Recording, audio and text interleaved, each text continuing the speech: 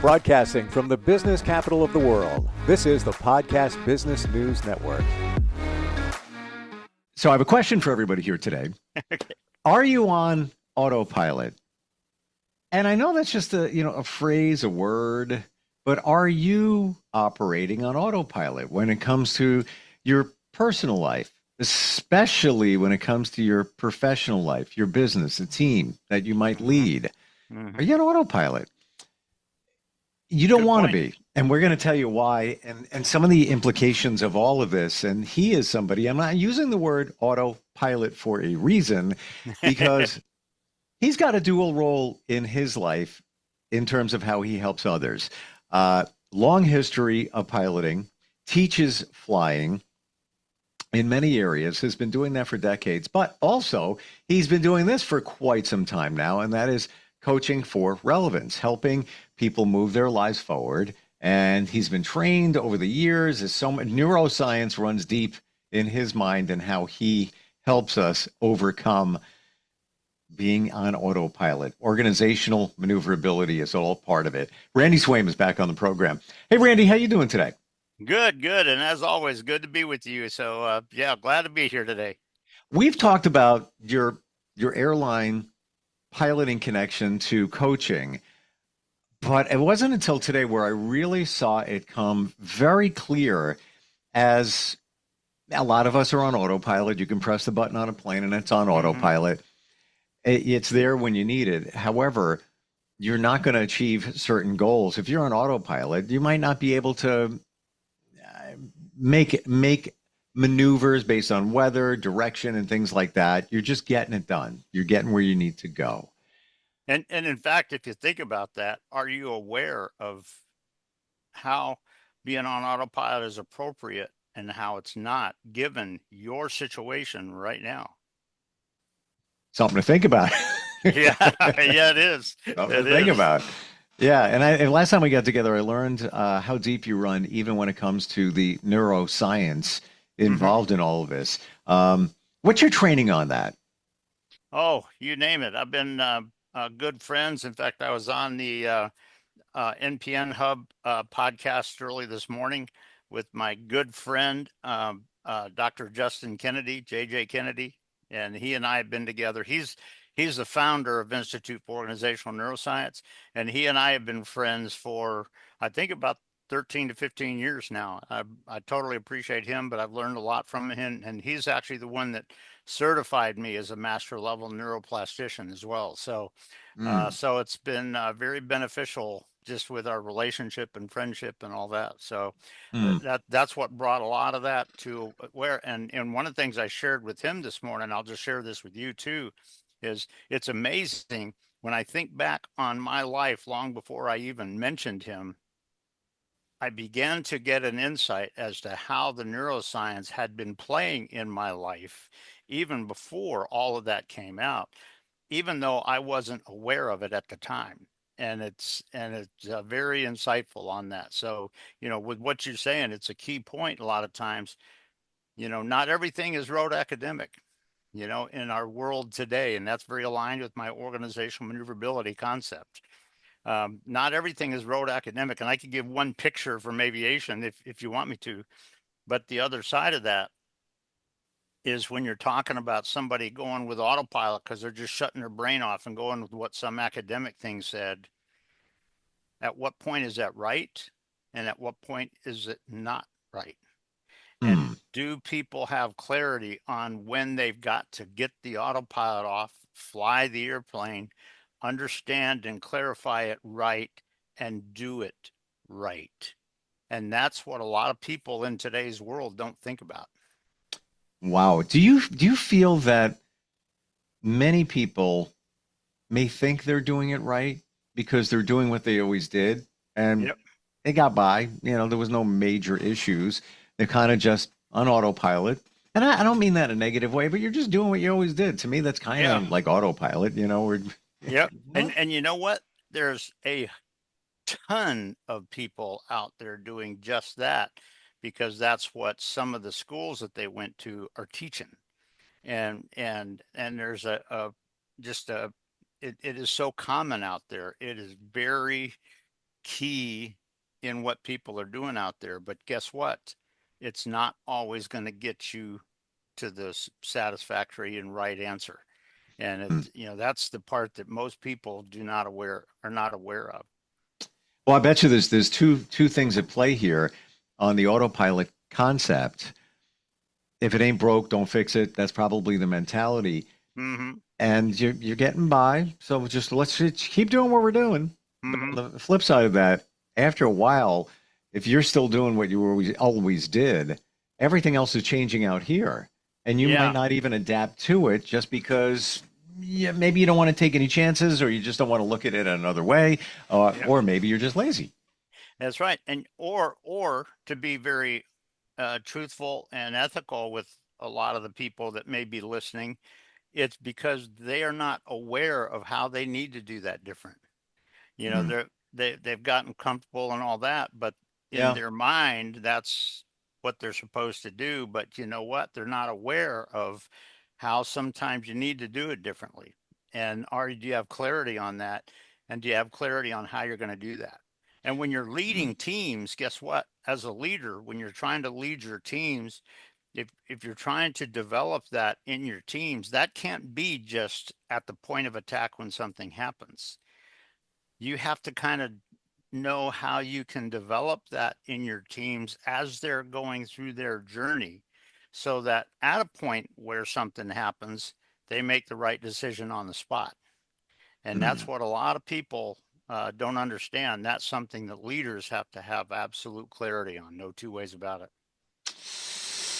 I imagine you when you're coaching somebody that you give them a different view of, well, this is the way it could be, and this is where you may even prosper even more if you did it slightly differently, i.e., not being on autopilot, where the rest of it, we wouldn't even see that. We're too far in the trenches. Yep. And one of the things, the way you do that is not by just telling them what to do, because Mm. when all you do is tell them such and such, then what you're doing is keeping them in the same thing, but just giving them something different to do. What I do when I'm working with pilots and jet pilots, and there's a lot of pilots that have lauded me in a positive way for what I do. But what I do with that a lot of times is that I ask them the challenging questions and I give them a bit of time to kind of process it and think about it and come up with what they think might be the solution. And that's what a lot of people don't realize. It's not just you dictating to them, but a lot of times it's asking the right questions. And you know what? Sometimes if they look at that, go, boy, I hadn't thought about that before. What most people in today's world would do is look at them and say, well, here's what you need to do. No, a good leader looks at them and says, well, give some thought to that during the break and see what you come up with. Mm. Empowering. Yeah. And Yeah. then you look at them. And in fact, I shared this on the show earlier. I think I mentioned this on the podcast here some time ago. But back when I was a leader at um, Strategic Air Defense Training Contractor up at uh, the Air Force Base in New York, I was it was kind of interesting because I was the leader of the detachment, the leader of the group, and they were coming up with some very good insights. And one of the guys who was a young guy and was a co-pilot and stuff, he got he was writing, going to sit down and writing some notes that he gained out of something that the conversation went to. And when he sat down, and I don't know if you remember me saying this or not before, but when he sat down, all of a sudden he realized that the boss was in the room. And I was standing right there about 2.5 feet from him. And he went like this and he started halfway to sit down, but then he went and he froze. And all he did is he looked up at me like this. And as soon as he looked up at me, you know what I did? I looked at him, I winked, and I nodded my head. And that's it. And he smiled and he sat down on the chair and started jotting down some of the lessons that he learned out of kind of the conversations that we had had and everything. Mm. And it's it's not when you're talking about developing your team to be able to perform in uh, you know, in organizational maneuverability concept where not everything is just rote academic and not everything just superficial and easy, you know, do they have the mental processing? And this is the processing, remember, in your brain when you understand neuroscience, the cerebellum back here in the back, that's where your habit patterns go. And that's where most people go. But guess what? The frontal lobe is where you get your true processing going on in your thinking, in your assessing, in your brain.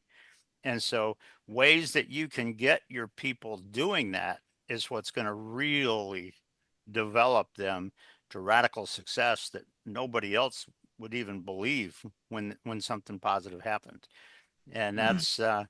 and guess what? As a leader, those are some things you got to be thinking about when you do that, because that is huge, and it's the core of neuroscience, but it's also how you going to be truly effective in an organizational maneuverability situation or event or whatever, kind of thing, when not everything just fits rote academic answers.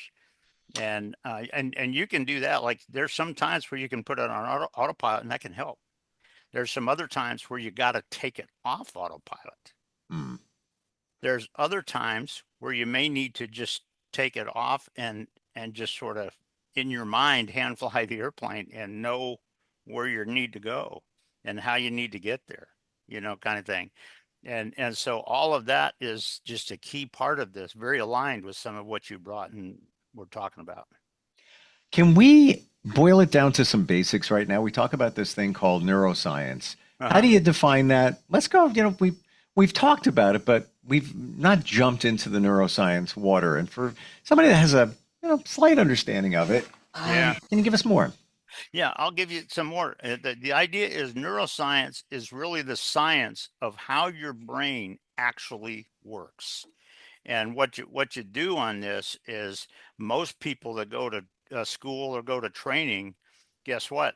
The instructor is just telling them what to do because they're just trying to make the students exactly like them. You know what? You're not developing their brain when you do that. You're basically instilling in them the tendency to shut their brain off and not pay attention to it. And that is the last thing that you want to do. And what I will say is on this, that when you interact with this, and I think you've heard me say this before, but when you talk about your brain, remember your brain releases neurotransmitters, which are chemicals that go to your body and make your body react based on what your brain just sent to it. And one of the neurotransmitters is a concept of norepinephrine.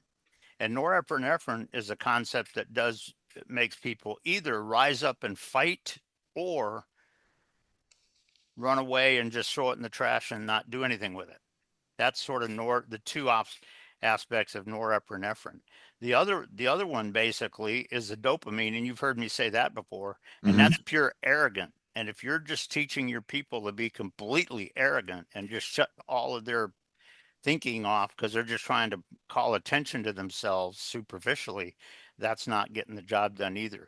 The other one that I'll just throw out here, and there's a couple of other chemicals, but the other one is the oxytocin, and the oxytocin is an aspect of, remember, how people feel connected, and they feel like they're really part of a synergistic team, that they enjoy being connected with other people in the team. And guess what? How you're interacting with your people can do that very dysfunctionally or positively, depending on how you're doing it and what are you getting their brains to release into their body and to sense of it. So you got to understand some of the nonverbal communication. You got to understand what your people are seeing and experiencing and how they're sort of showing that. Because guess what? If you're doing it in a norepinephrine way, guess what? 9 times out of 10, they're not really becoming part of the team when Mm. they do that in some cases. Now, if it's something where they want to go fight for the team, that's one thing. So it's not that you just got to shut that off, but understanding the why and all that. And when you're talking about neuroscience, You got to understand how your brain is thinking, how it's really bringing truth up and vision up and the picture up and the situation. And in your neuroscience, you have to be understanding that when you have certain factors coming on the scene, there's some people that'll just say, well, that's not what we came up with. So guess what? You may not want to do that because that could be bad news when it comes on scene. But how they are being aware of those factors, how their brain is interacting in such a way where they have clarity on the true success out of it rather than just trying to talk their way through it, kind of thing. And when you're talking about neuroscience, those are some key aspects about that. When you're talking about working and guess what? Like I say, a lot of this is very aligned with aviation because guess what? Aviation, as I've shared before, there have been a number of times, and there's been a number of times in my aviation career where the factors that came on the scene were not expected. And one of the things when I coach people and I talk to people, one of the questions I a lot of times throw out to them is I said, well, I'll tell you what, when you start down this road, what do you think are going to be the unexpected factors that might come on scene that make you go, oh God, oh my goodness. And what are you going to do? Hmm. How are you going to recognize that? And what are you going to do when that happens and stuff like that? And so these are just all aspects of the neuroscience and being aware of it. And like you were kind of implying correctly, why you don't want to just put it on autopilot and just shut your brain off and sit back and blame it on the situation if it doesn't work out right. Because guess what? The situations can be very different and they can be very challenging. And if you're not aware of that, guess what? You can't make the right solutions and you can't get the right amazing results out of it. But you got to in today's world, guess what? When you're leading a team and you're working for a company, or if you're flying an airplane, kind of Hmm. thing, guess what? Those things are important. And as a leader, when you think about, and you know this, when you think about leader, one of the things the leader's supposed to do is model for the team. Well, guess what? This is one aspect where you're supposed to model for the team and make them want to connect with you and all this. And there's been I could give you one or two cases where I kind of did that over at the airport, and it was kind of amazing kind of thing. So and the reaction that I got from people that I work with was pretty amazing. So it just, um, Wow. in fact, I'll just share this with you. Golly gee whiz. Um, but I was sitting there at a computer in kind of the operations area, kind of looking at some stuff schedule wise and all this. And I saw two people that obviously looked like clients came in and they were sort of going, and I realized that they were probably here to meet somebody, but they didn't know where they were. And what I did is I looked at them and I said, well, can I help you guys? And I just walked over and just being an instructor, kind of thing. I walked over and they told me who they were looking for. And I said, yeah, okay, well, let's go find out. She was in sales. And I said, let's go find out. And I took them and we found out where her office was. And her office, she was in the same office as one lady that knows me very well, kind of thing in there. And what was amazing is I said, okay, well, here. And we walked into the office and I introduced them to her. And she stood up and I think worked with them for, I'm guessing 10 or 15 minutes or something like that. And while I was in the ops area, I noticed them coming out and they walked up to me and shook my hand with a huge smile on their face and thanked me for helping out. And I said, okay, cool. And so when they walked out, I walked back to that office and I kind of went in and just said something to her. I said, thank you, glad. I appreciate their reaction. That you obviously did some good work for them and everything. And the lady that knew me well looked at me. She said, I shook both of their hands. And the lady that knew me very well, I was blown away because she looked at me and she said, well, I'll tell you what, Randy, with your smiles and how you interact and stuff, wow.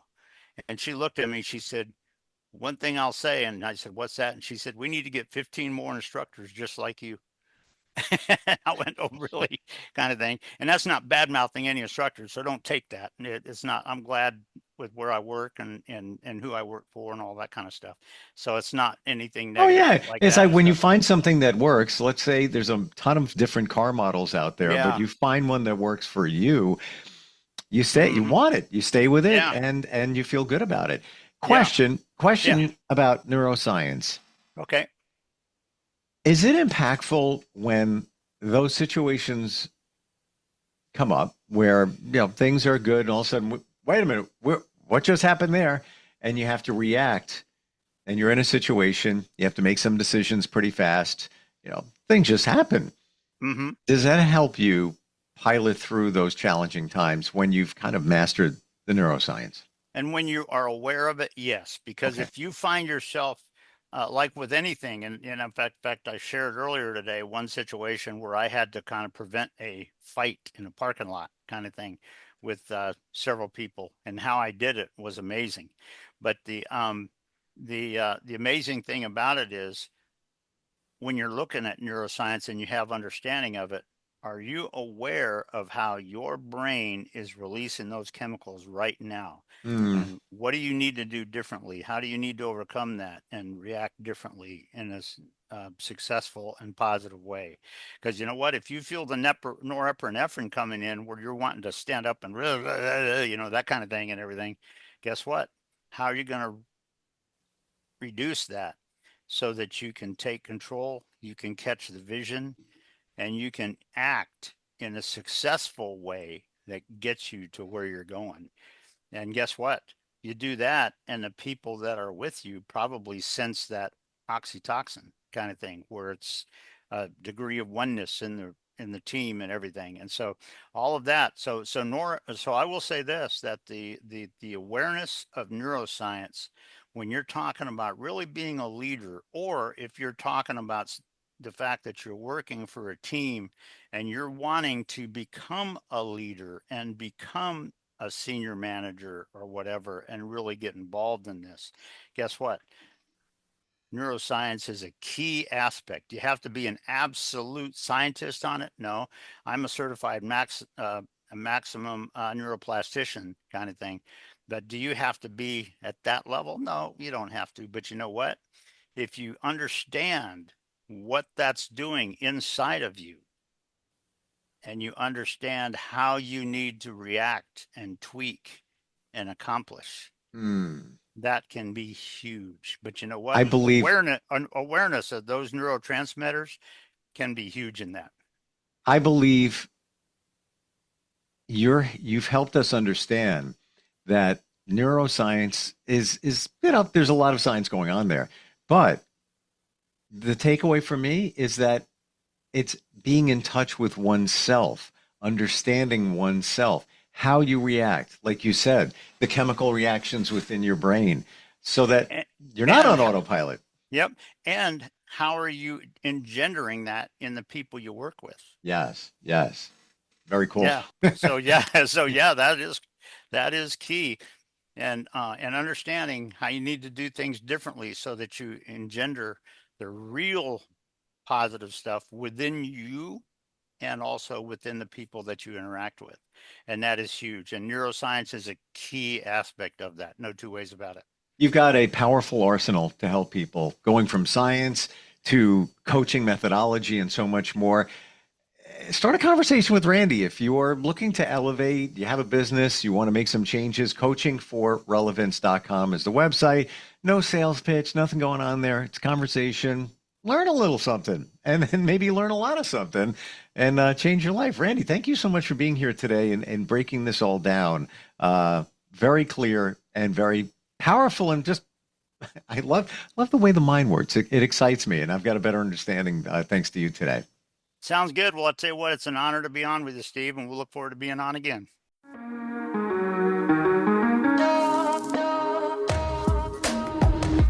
Broadcasting from the business capital of the world, this is the Podcast Business News Network.